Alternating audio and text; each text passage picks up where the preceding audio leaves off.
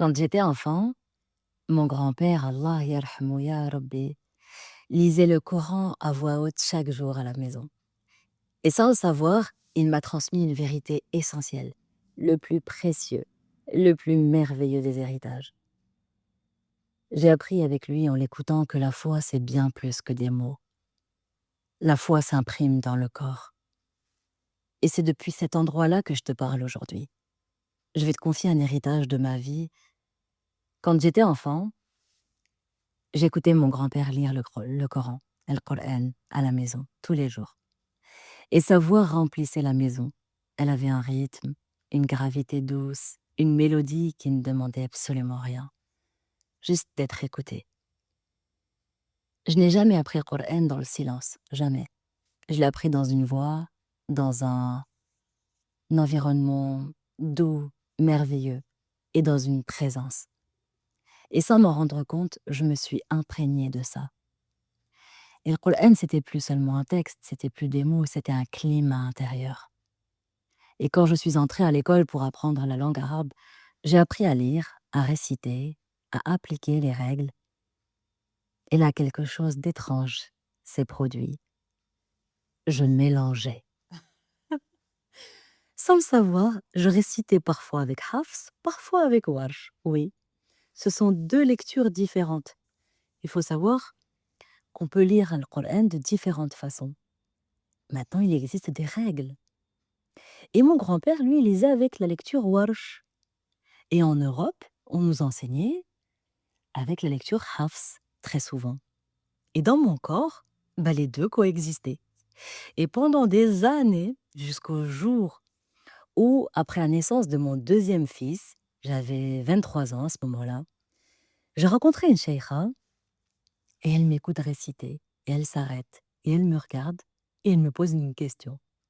En douceur, me dit Ferdaus, tu récites avec Hafs ou avec Warsh? Et je la regarde et je réponds, honnêtement, je sais pas. Et elle sourit. Et elle dit quelque chose qui a changé beaucoup plus que ma récitation. Elle me dit: «Il va falloir choisir». Et elle m'a jamais dit, qu'un était meilleur que l'autre ou elle m'a jamais dit que l'un était plus que l'autre. Non! Parce que chaque, lecture est merveilleuse. Elle m'a dit: «Chaque lecture a ses règles et chaque voix a ses limites et chaque mélodie a sa cohérence». Et là, j'ai compris. J'ai compris le cadeau d'Allah subhanahu wa ta'ala.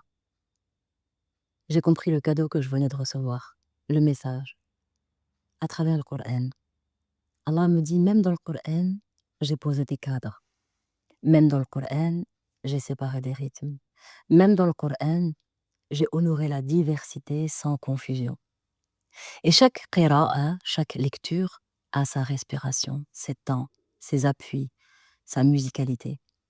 Et cette pluralité existe à l'intérieur de règles précises, en fait. Et la sagesse, elle n'est jamais dans le flou, elle est dans la clarté choisie.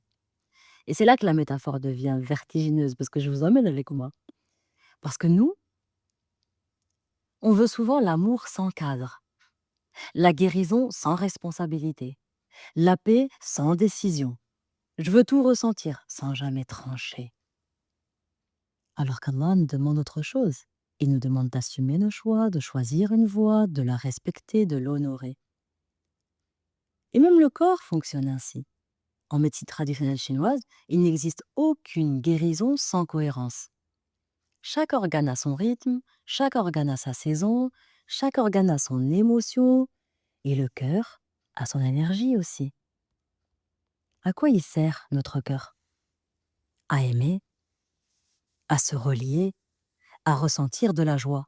Et quand ça va, tu aimes sans t'emballer, tout va bien, tu ressens sans te perdre, ça va, il y a un cadre, alhamdoulilah. Tu dors plutôt bien, ok, cool. Maintenant, quand l'émotion du cœur déborde, tu t'attaches trop vite. Tu parles, tu expliques, tu surréagis. Au lieu d'agir, juste non, tu vas réagir. Non, avant de parler, attends. Laisse atterrir l'information. Laisse-toi ce temps avant de répondre. Et tu sais, quand l'émotion de ton corps, de ton cœur déborde, ton mental ne s'arrête plus, tu cogites, tu rumines en continu. Et un simple message peut te perturber, hein. Et ton cœur va s'emballer. Résultat, qu'est-ce qui se passe? Tu réponds trop vite. Laisse le temps. Prends le temps avant de répondre à un message. Laisse atterrir. On verra plus tard, dans quelques heures, demain peut-être. Et les reins, tu sais, tes reins, qu'est-ce qu'ils disent? À quoi ils servent tes reins? En médecine traditionnelle chinoise, chaque organe est la maison d'une émotion.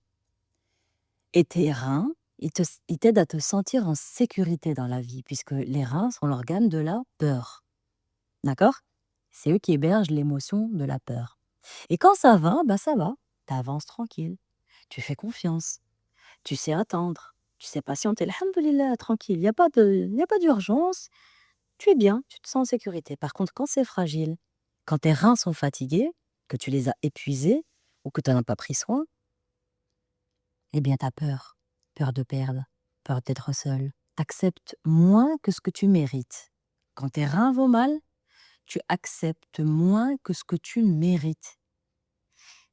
Et pire encore, tu peux même en arriver à rester dans une relation parce que partir te fait plus peur que rester. Et je répète, les reins sont l'organe de la peur. Et quand ils vont pas bien, qu'ils sont fatigués, que tu fatigues tes reins, tu peux même en arriver à rester dans une relation parce que partir te fait plus peur que rester. Et quand je te parle de partir, je te parle d'une relation amicale, fraternelle, conjugale, peu importe, hein, quelle qu'elle soit. Même au boulot, tu vas rester parce que partir te fait plus peur que rester. Et la rate, on en parle de la rate? Son besoin, c'est la sécurité. La rate, c'est l'organe de la rumination. C'est aussi elle qui est la maîtresse de la digestion.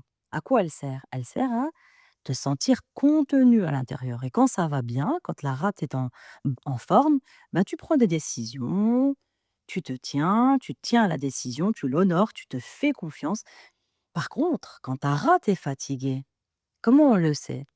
Quand ça va moins et que tu as épuisé ta rate, bah, tu vas beaucoup douter, tu vas beaucoup ruminer, tu cherches l'avis des autres. Dans la cabine d'essayage, tu es là, hein.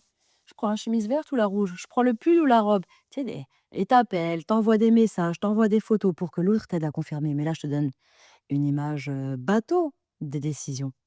Alors, je te laisse imaginer les grandes décisions que tu dois prendre et que tu ne prends pas, que tu ne te fais pas confiance, que tu doutes, que tu trembles. Et peut-être pourquoi? Parce qu'en fait, tu n'as pas de racines. Tu n'es pas un arbre avec des racines fortes. Et à la moindre tempête, tu tombes. Alors oui, il y a des tempêtes, oui. Même un arbre enraciné avec des racines fortes peut perdre des feuilles, peut perdre des fruits, peut-être, oui. Mais il va pas tomber. Il va pas tomber. Non. Ton cœur, quand il y a trop d'émotions, va t'enflammer. Tu réagis. Tu n'agis plus. Tu réagis. Tu surréagis dans l'impulsivité, dans la réactivité. C'est le mauvais timing, le mauvais tempo, la mauvaise mélodie. Quand tes reins sont fatigués, il y a trop de peur qui s'installe et tu vas t'accrocher à des relations, à des décisions, à des choix qui t'épuisent, qui te font mal et qui te blessent.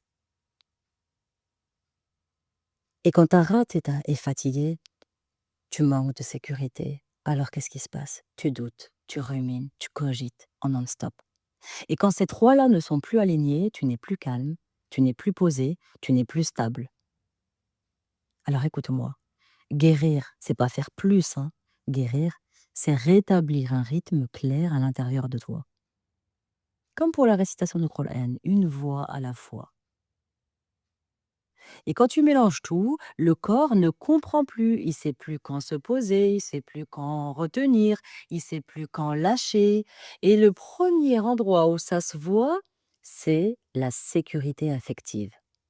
La sécurité affective, c'est pas être rassuré par l'autre, hein. C'est être cohérente à l'intérieur. C'est savoir où tu vas, avec quel rythme, avec quelles limites. Une femme insécure affectivement, c'est plus une femme qui aime trop, hein. C'est une femme qui n'a pas choisi sa mélodie. Elle adapte son rythme à l'autre, elle change de tempo selon les attentes, elle accélère quand son corps demande de ralentir. Et le corps, il encaisse. En médecine traditionnelle chinoise, quand la rate s'affaiblit, la sécurité intérieure s'effondre. Alors tu doutes, alors tu rumines, alors tu cherches un appui à l'extérieur. Et Allah, dans sa sagesse, nous rappelle constamment, Allah ne change plus l'état d'un peuple tant qu'il ne change plus ce qui est en eux-mêmes. Changer, c'est choisir, c'est décider. Alors toi qui m'écoutes, prends la décision, choisis, arrête de rester dans le flou. Choisir un rythme compatible avec ton cœur, choisir une voie de guérison et t'y tenir, oui.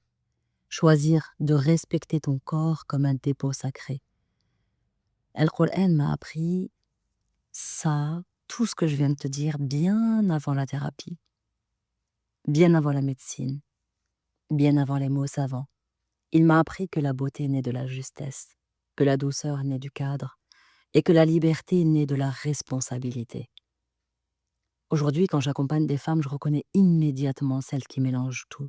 Elles prient beaucoup, elles aiment fort, elles aiment à outrance, elles donnent sans compter, il n'y a pas de limite, il n'y a pas de cadre, il n'y a pas de règles, il n'y a pas de respect de leur rythme, de leurs organes, d'elles en fait, comme Allah subhanahu wa ta'ala nous le demande. Elles ne sont pas des Khadija. Leur corps est épuisé, leur cœur est dispersé, leur sécurité intérieure est fragile. Alors jamais, jamais je te dirai de faire plus. Je te dis choisis ta mélodie, respecte ton rythme, honore tes limites, sois fidèle à ce que ton corps peut porter. Allah n'a jamais demandé l'épuisement, il a demandé la justesse. Et parfois, la guérison commence le jour où tu cesses de réciter avec 2 voix. Quand la foi est sincère, mais que le corps ne guérit pas, c'est plus un manque de foi, c'est un conflit intérieur. Et la foi, elle peut être profonde, hein, et le corps peut rester bloqué. Une personne peut croire sincèrement en Allah, prier avec constance, avoir une intention droite, et pourtant vivre dans un corps tendu, épuisé, figé. Le corps n'obéit pas à ce que tu crois, il obéit à ce qu'il a appris, des souvenirs enregistrés dans tes organes. Et après plus de 15 ans de pratique, des milliers de femmes accompagnées, une observation constante du lien entre ta foi, ton corps et ton cerveau, je sais aujourd'hui une chose avec certitude, c'est que la foi sincère ne suffit plus toujours à guérir.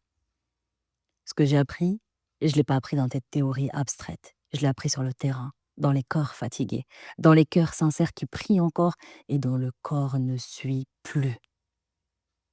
J'ai souvent été confrontée à un phénomène troublant. Certains croyants ne guérissent pas.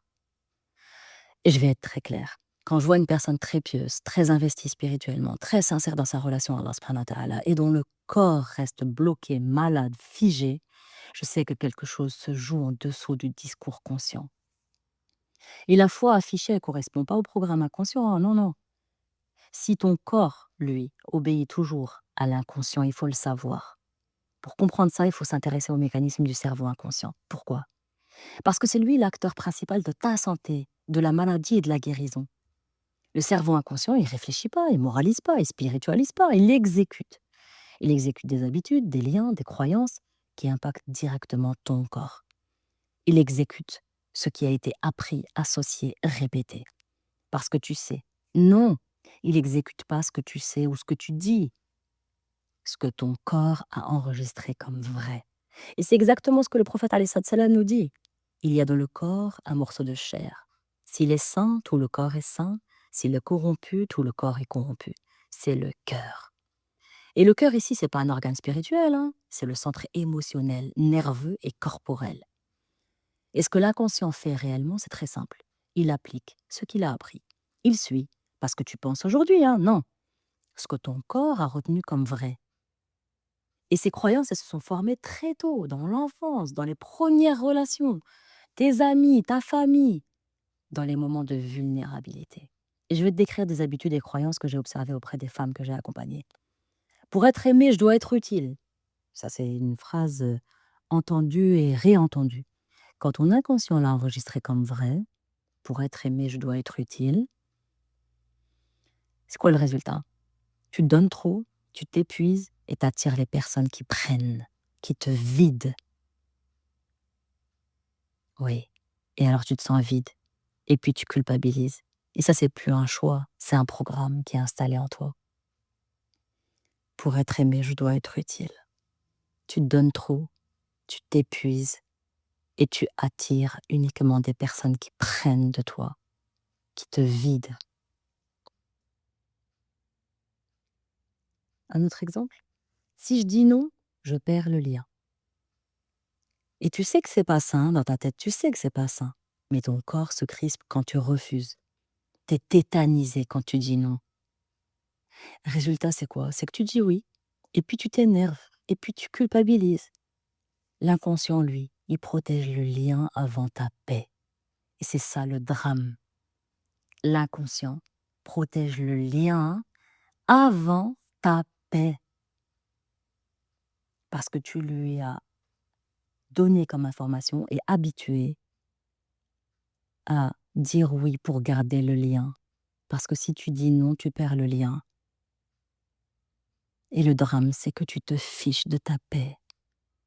Et tu gardes des liens qui te vident au lieu de choisir, décider, mettre un cadre, mettre des limites.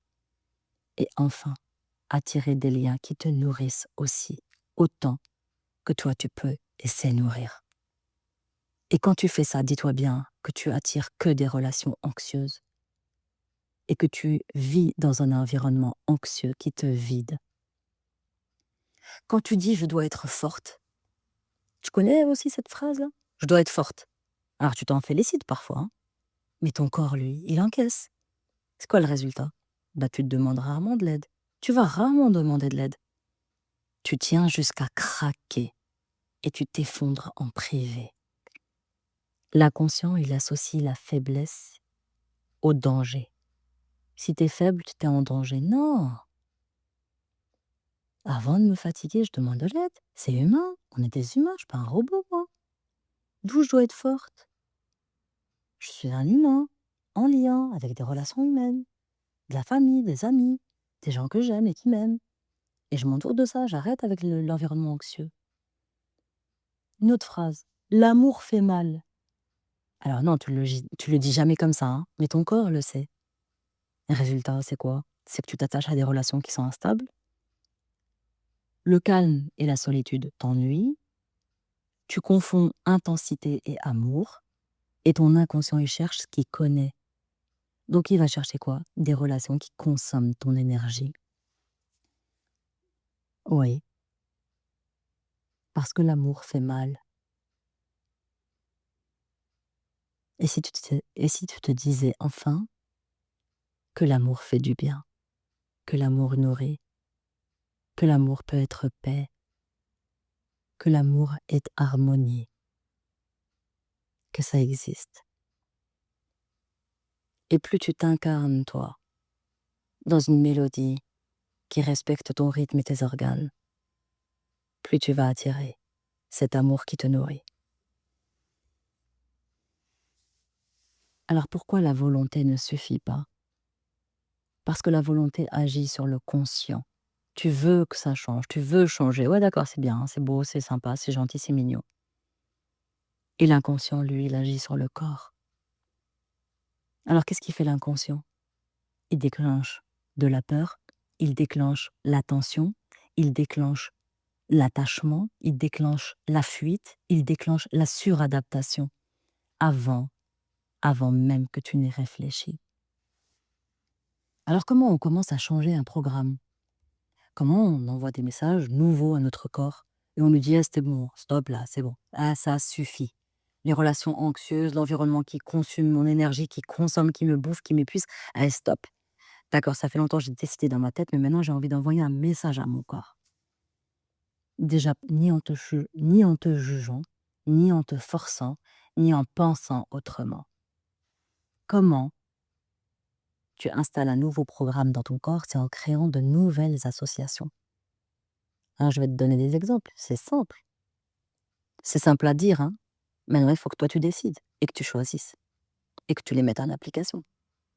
Ça, c'est ta part du job. Moi, j'ai fait la mienne, maintenant à toi. À toi de jouer. Je te transmets, ton passeport pour y aller, avec le visa international. Tu y vas, vas-y. D'abord, tu dis non et tu restes en lien. Tu vas voir que tu peux dire non et garder le lien avec quelqu'un. Tu peux mettre un cadre et garder le lien avec quelqu'un. Garder un lien qui t'est utile, qui te nourrit. S'il ne l'est pas, Allah répond à tes doigts, il t'en éloigne, il l'éloigne de toi. Dans la sourate, dans la doha, euh, salat al-istikhara, comment on dit?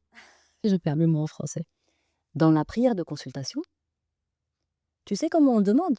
On dit à Allah, si ce choix, cette décision, alors très souvent, ben, voilà, on associe la prière de consultation au mariage, mais en fait, la prière de consultation, c'est pour n'importe quel de tes projets dans ta vie, hein, tu consultes Allah subhanahu wa ta'ala. Et donc, dans la prière de consultation, cette doha que tu fais, on demande à Allah, tu lui demandes en fait, que dans cette décision, ce choix, ce projet, cette alliance que tu vas faire, tu lui dis si c'est un bien pour toi, qu'il le bénisse, qu'il le facilite, qu'il fasse descendre sa baraka.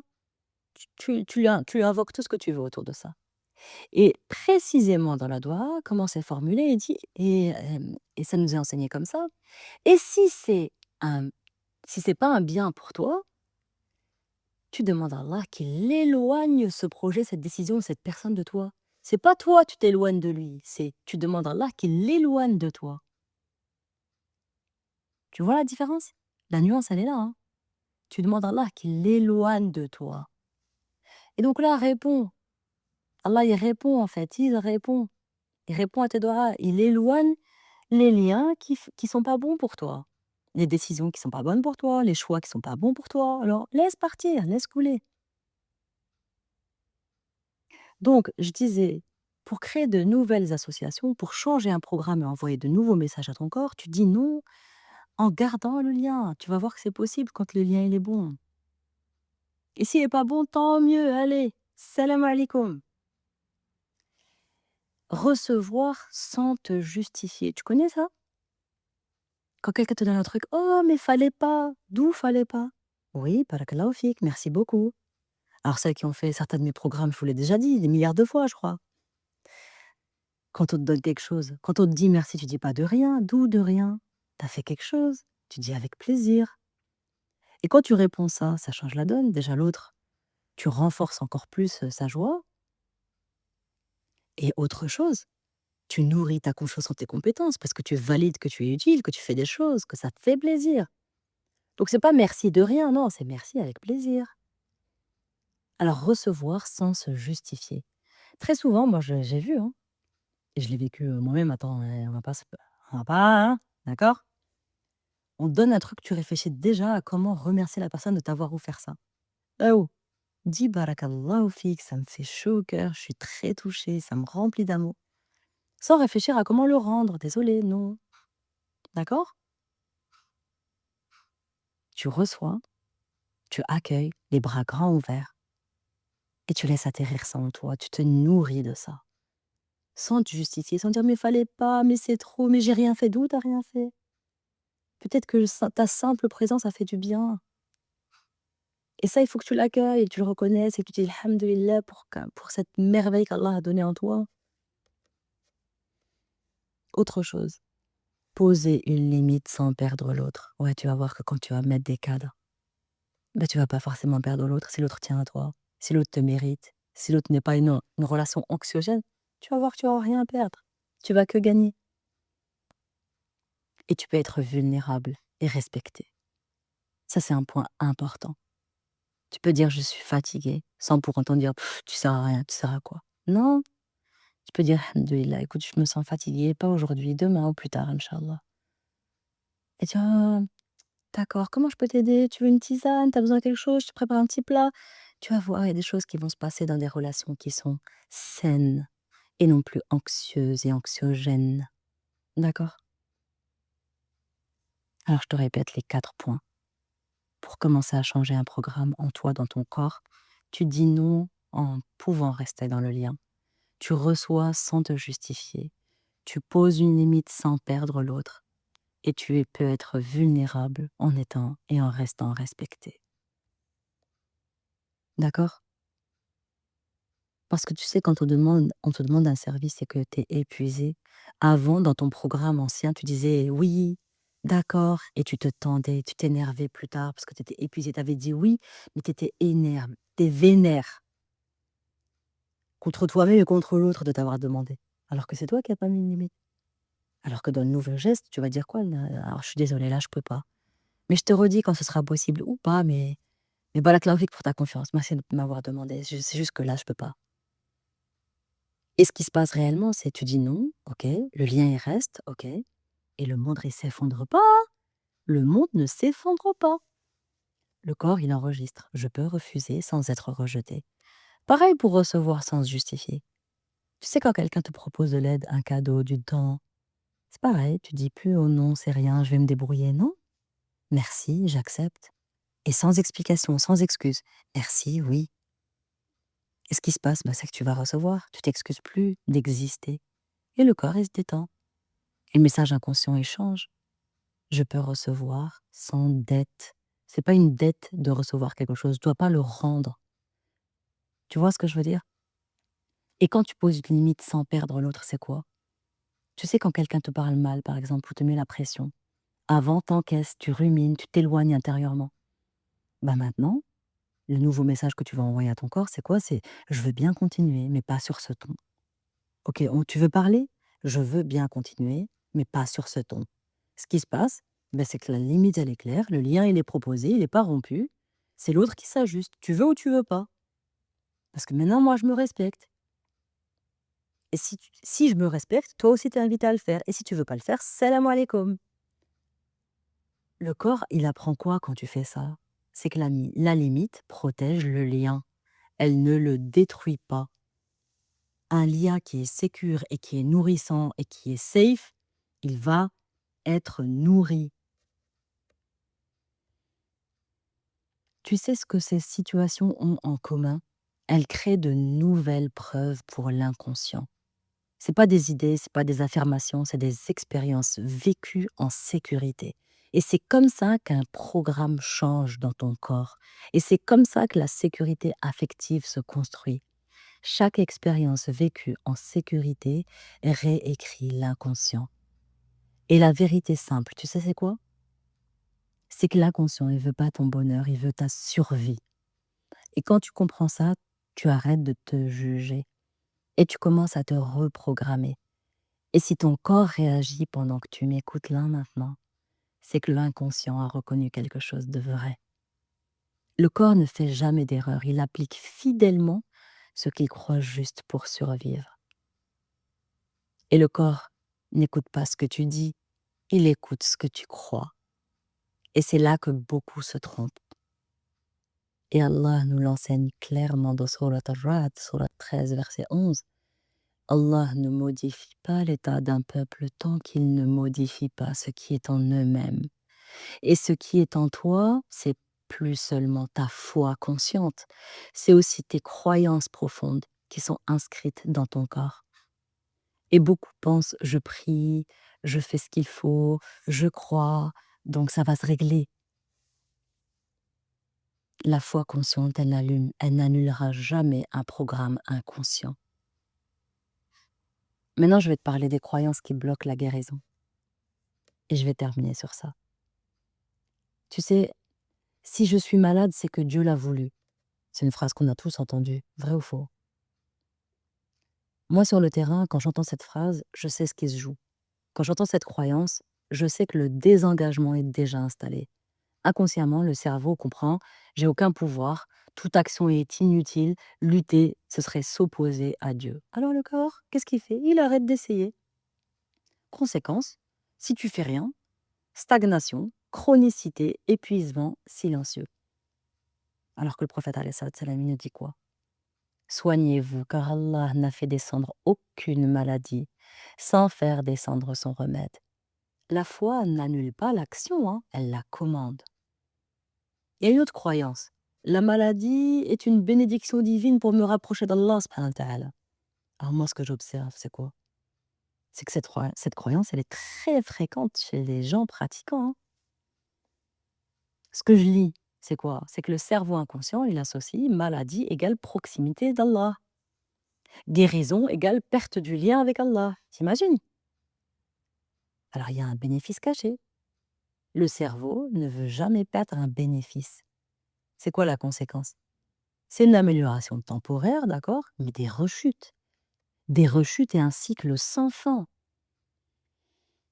Alors qu'Allah nous dit dans Surat al-Baqarah, verset 185, Allah veut pour vous la facilité, il ne veut pas la difficulté.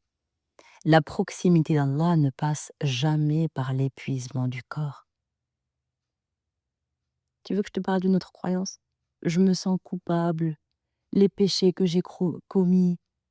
Ah oui, quand j'entends cette phrase, je sais que la personne paye.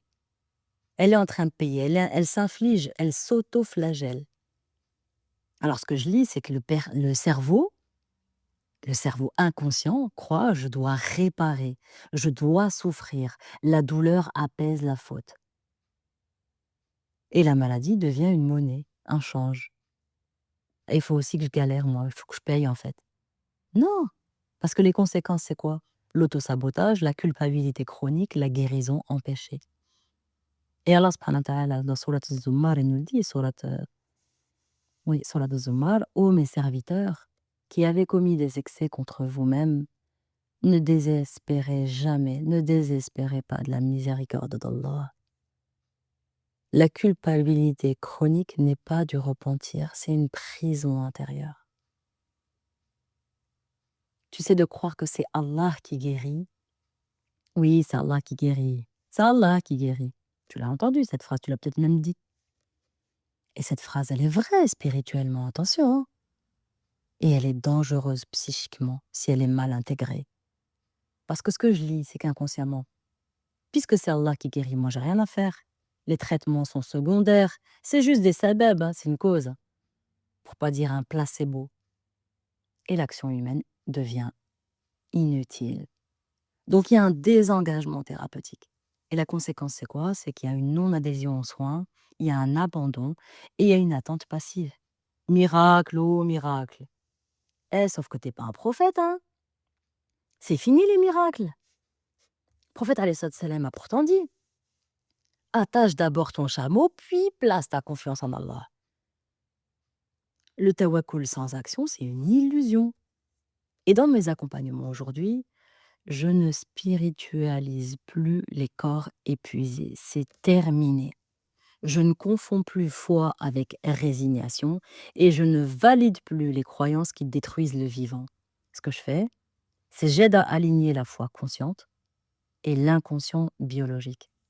Je travaille avec les émotions qui sont intégrées dans tes organes. Je restaure la sécurité intérieure et je redonne au corps un message clair. Tu as le droit d'aller mieux. Parce qu'Allah nous le dit dans Surat al-Fath. Et il a fait descendre la sérénité dans les cœurs des croyants. La sérénité, as-sakina. C'est un état corporel. C'est pas une idée, hein.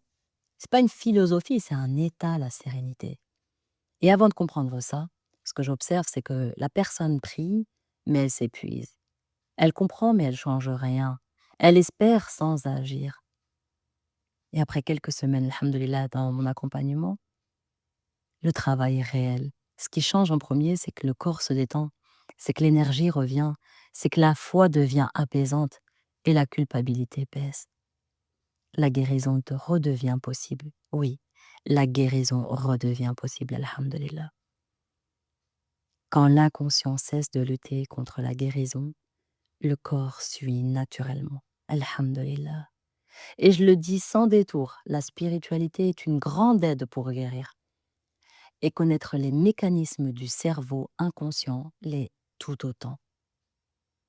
Et allier les deux, c'est toujours mieux. Et pour comprendre le cerveau inconscient, il y a l'une après l'une. Si tu continues à croire que tout est spirituel, tu passeras à côté du corps. Et si tu continues à ignorer ton inconscient, tu répéteras les mêmes blocages. Et si ce que tu viens d'entendre a mis des mots sur ce que tu vis, parce que je le sais que oui, et je sais que la réponse est oui, ce travail ne se fait pas en un déclic, il se fait l'une après l'une. Et je t'accompagne pour aligner ta foi avec ton corps et ton inconscient, sortir de la culpabilité qui bloque, restaurer la sécurité affective et redonner à ton corps l'autorisation d'aller mieux. Et tu peux me retrouver et tu retrouves le lien en description de ce podcast. Et je tiens à remercier, merci beaucoup, beaucoup pour tes notes et tes commentaires sous chacun de mes épisodes. Parce que c'est comme ça que d'autres femmes, grâce à toi, qui vivent la même chose en silence, peuvent enfin se sentir comprises. Parce qu'ici, c'est l'endroit où on ose dire ce que le corps sait déjà. Ici, c'est l'endroit où se sent comprise. Oui, c'est l'endroit où tu te sens comprise. Et rappelle-toi surtout que tu es bien plus et que tu vaux bien plus que ce que tu fais et ce que tu montres.